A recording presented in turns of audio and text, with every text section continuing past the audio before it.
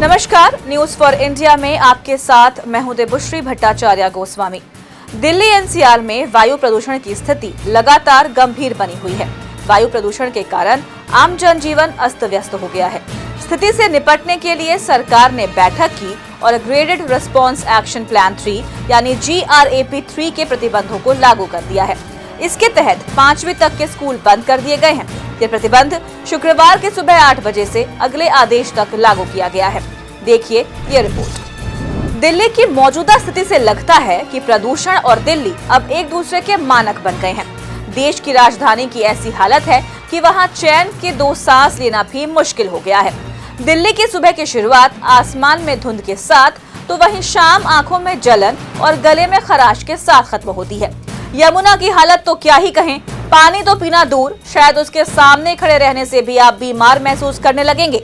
हालातों को बेहतर बनाने के लिए सरकार ने GRAP 3 के प्रतिबंधों को लागू किया है।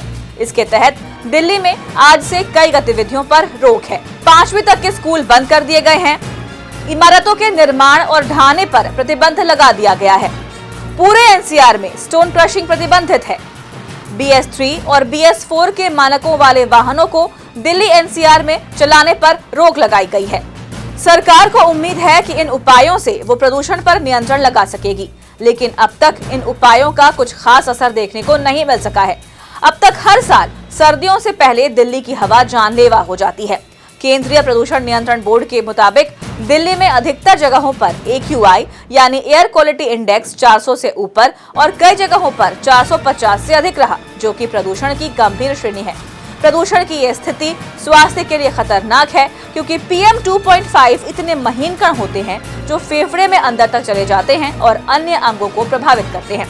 शहर पर स्मॉग की इतनी मोटी परत है कि यह अंतरिक्ष से भी देखी जा सकती है। नासा ने जो सैटेलाइट तस्वीरें बीते दिनों जारी की हैं, उसमें उत्तरी भारत से लेकर पाकिस्तान तक घनी धुंध दिखाई दे रही है।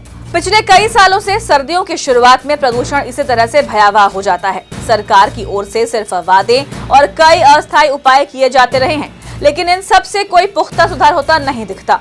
अब देखना होगा कि आखिर कब तक इन परिस्थितियों में सुधार होता है। Bureau report, news for India.